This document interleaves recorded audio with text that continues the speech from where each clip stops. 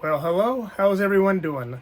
Let me take a moment to introduce myself. My name is Matt, and I've been collecting Kiss memorabilia, mainly vinyl, of all types, uh, posters, everything Kiss related for nearly 50 years now. My very first purchase was back in 1976 with the launch of Kiss Destroyer. So, since it's the 50th anniversary of Destroyer, it's also my 50th anniversary when it comes to Kiss collecting. Uh, and like all the rest of you Kiss Army fanatics, I'm kind of wondering about all these t-shirts myself because I don't want an extra t-shirt, let alone two, three, four, five, like the 6 or 7 that I've had to purchase along with the rest of the vinyl that has come out over the last 2 years. In fact, I don't even own a Kiss t-shirt, being a Kiss fan, attended many concerts. I've never purchased one. I've only have 1 or 2 t-shirts that are iron-ons back in the day that I wore when I was a teenager going to my first Kiss concert. And here it is right now. This is what I used to wear when I was 13, 14, in that age, being a big Kiss fan. As you can see, it's an iron-on, which I don't know if it came with the shirts or my mom put it on. It's been so many years, I just cannot remember. But this is the very first Kiss shirt I've owned. Never bought one from a concert. I'm a tour book guy. That's what I usually get. But this, and I have also this. I don't think these will fit me today, but they did back in the day. So, yeah, this is what I have. So, I have purchased the new vinyl from Destroyer, the 50th anniversary, the Liquid Filled album, which I've never owned a Liquid Filled album, but I thought, hey, why not? Let's give it a shot. But like I said, with the t-shirts, I haven't owned a Kiss t-shirt, never bought one, but I do have this one, and this one, and this one, and this one, and this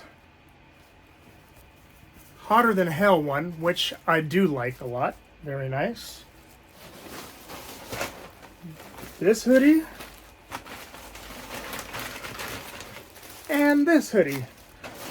So all in all, I feel the pain of everybody having to put out extra pocket change for things they really don't want. I mean, if you want them, you buy them, but if you don't want them, they shouldn't be something that's attached to what you really want. With all that being said, I just want to take a moment and grab these and open them up and see what we have. I'm into collecting 45s, the singles. I think I own all the singles except for the 2 big ones, and everybody knows what the big one is. Let Me Go Rock and Roll, the $14,000 7-inch. If I had the money, I would buy one, but since they're not available anywhere, I've only seen 2 on eBay in the last 25 years, and I think Tom Shannon, everybody knows Tom Shannon, I think he owned both of them. So, this is one that I did not have, and I've looked for a long while for it. And I thought I would give it a shot, because I'm very particular in the vinyl and the condition of the center ring and all that comes along with it. And here we have Rock and Roll All Night, Party Every Day. This is the 7-inch promo copy, which I have not owned, so I finally have a copy. So that makes me happy. And for this one, let's see what we got. I've heard a bunch of stories about these things leaking from other people who've purchased them, but I'm not really sure. But I also forgot I bought 2. Let's see. All right. So the first one would be the Liquid Filled record. I think it's pretty sweet. Everybody can see that. Pretty nice. Yeah, splish splash. I was taking a bath. I can hear it rustling around in there. I have this one, okay, and I purchased the second copy, the other colored vinyl, which I cannot remember what it looks like, but I will take a look. Now, mind you, I really don't open a lot of these things. I'm a collector, but I never open things. Kind of strange, but that's just who I am. But I do buy duplicates of a lot of things so that way I can open them, but I never do. All right, so this one looks like this. Pretty sweet. Nice. All right. So this is the only thing I've opened in quite a while, just to show everybody what it's all about. Then we have, everybody knows this, the inner sleeve, top loaded one. Some of the others actually are side loaded, which I don't understand why, but that's the way Kiss does things, and that's the way they always have. So, no, we don't want to put that back in. What else do we have? We have the poster. Sweet motorcycle poster.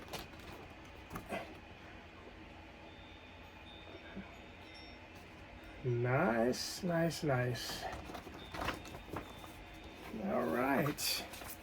So that is that. And let me go ahead and pop this one open. See what we have.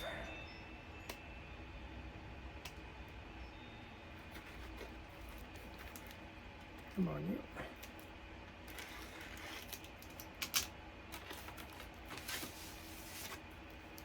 All right, we have, okay, that's it. As we can see, I think it's pretty sweet. It's a good idea, novelty. I mean, I don't think I'll ever play it, but it is pretty sweet. All right. So that wraps that up.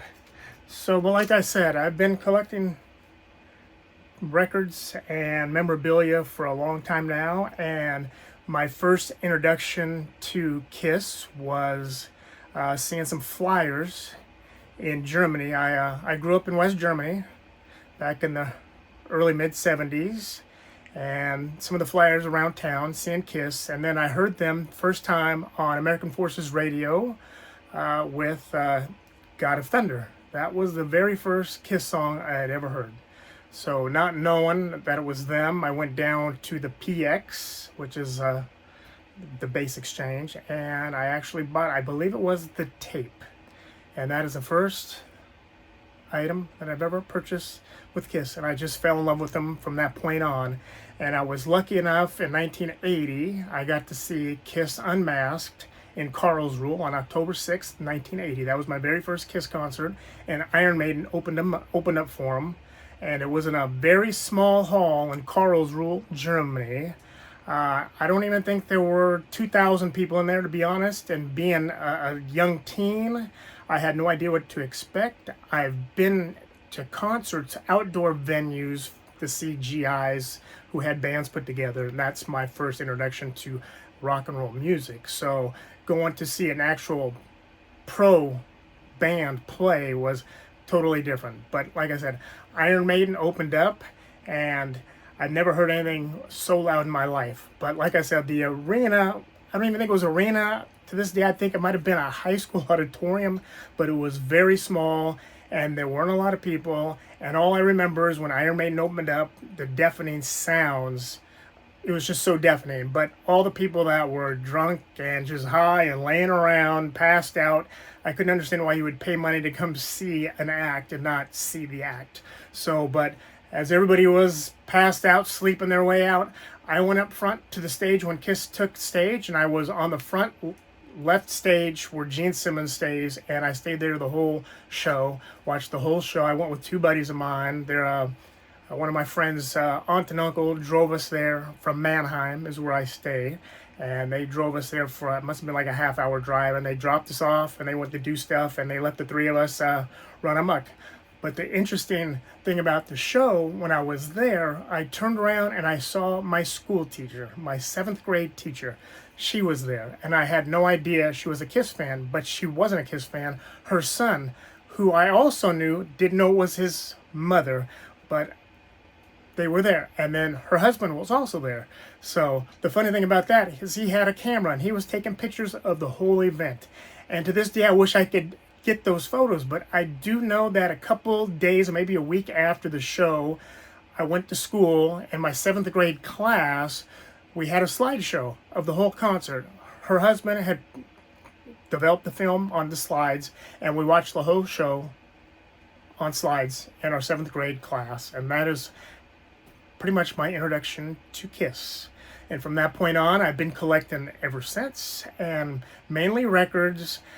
But my problem is I wasn't able to jump on the bandwagon when it came to collectibles because I was in Germany and I had no idea that these things even existed, because all the things that we got in Germany weren't censored, but none of my records came with any of the extras. So, but yeah, I had all the German pressings, most of the German pressings with the original S. They did not change the S's until Unmasked in 1980, when they really cracked down on the S of it. So, but all the original stuff that Kiss had put out, it was still the original S's. So, but I bought all the magazines on the German market. I bought posters that I could find from Holland, the Dutch. They had a bunch of, not a coin posters, but a bunch of posters. And I had all these posters. And when I came stateside, I fell out of favor with Kiss for a while. I got into more dance music like Depeche Mode, New Order, stuff like that. And that was my shtick through high school and college. And one day, fast forward to 1992, I walked into Tower Records. And what did I see? I saw a big poster for Revenge. And I had no idea Kiss had put out a new album. I mean, I knew they were Unmasked. I saw the whole thing on MTV, but I didn't know about the Unmasked. Not the Unmasked, but the Revenge. I'm sorry. So I ended up listening to it because they were playing it over the PA system at the store, and I was like totally blown away on how they sounded. So the next day, I went and bought tickets to the Revenge show, and that got me back into Kiss. So after that, I went back to my mom's house because that's where I kept all my belongings, and I went to go gather my Kiss stuff. And I went to my old room, and lo and behold, I couldn't find anything. So I was kind of curious because I know where I'd left it. It hasn't been touched in years. So I went up to my mom and I asked her, where are my Kiss things? And she's like, somebody came by in a garage sale and asked if I had any Kiss. And I said, yeah, so I sold it all. And I could not believe it. I mean, I was bewildered, shocked, saddened, angered. I was like, I could not believe it because I had all the posters I had were all rolled. I hung them on the walls, but they only had tack holes in the corners. And they were all pristine. They traveled with me 6,000 miles from Germany back to the United States. Not one problem with them. My records, my tapes, everything that I had collected up to that point, all gone in a second. So yeah, I was upset with my mom, but what can you do? So I went back and started to grind out collecting, and it took a while, but I started to get stuff together, things I didn't know existed. Like I said, I had no idea about the Mego dolls, all that stuff, until I came stateside. But by that time, you couldn't find anything because there were no advertisements. And if it wasn't for the invention of the internet, then voila, everything's easy to find. But before that, there was no such thing. So what you had were publications, magazines that had coupons in the back to cut out to order stuff. That was the only way you could find stuff. Because I remember I took some older Kiss magazines that I found stateside and I cut out to reorder some issues because, hey, what's 10 years?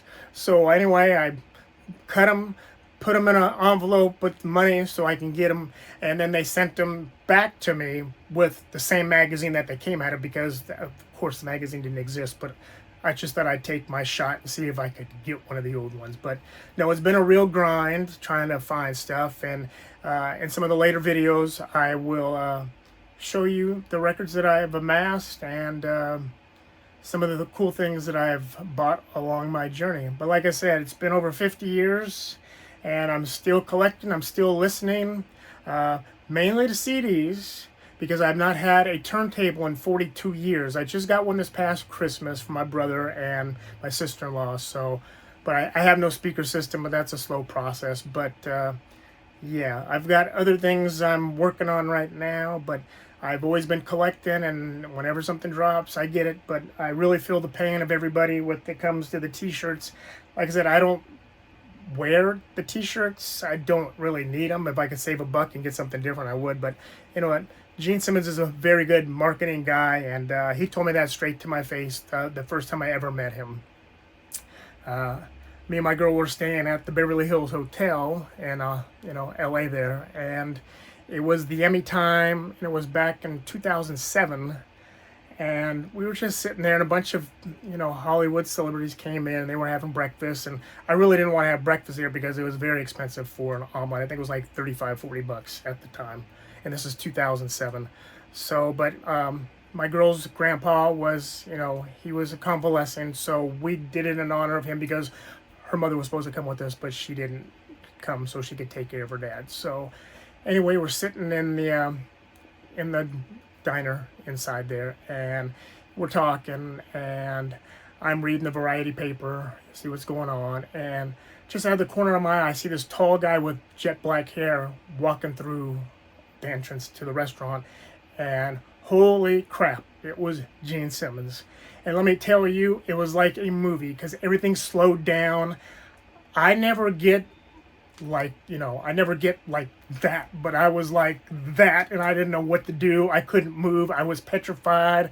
I was like, 30 years I wanted to meet this guy, or anybody from Kiss for that matter, and here he comes strolling in like it's just no big deal to him since he lives like not too far from there.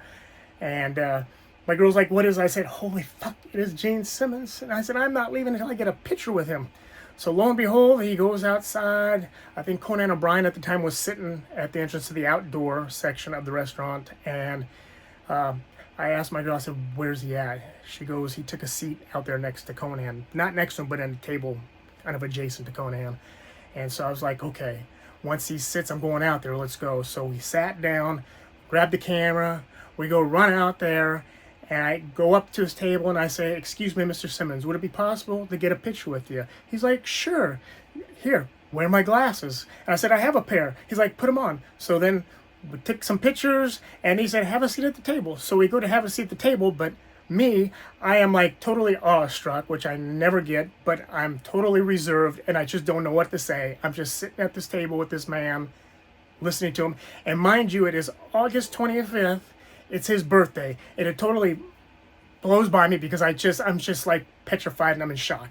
But my girl, she's sitting there, and she's just, like females like to do. So she's like talking to him, and I told Gene, the first time I saw you guys was in 1980 in Karlsruhe, Germany. He's like, were you in the service? I'm like, no, but my dad was. And then my girl interjects, what are you doing today? He's like, excuse me? And I'm looking at her, I'm looking at him. And Gene's like, excuse me? And my girl's like, what are you doing today? He's like, making money. Because if you're not thinking about making money, you're a loser. And on that note, I got up and I left. I thanked Simmons, of course, and then I left. I was like, I could not stop laughing. He goes, it was the funniest shit I've ever heard. But anyway, that's the story. And I'll tell you some more stories another time. But thank you for watching. Subscribe, like, do what you got to do, and I'll see you on the next one.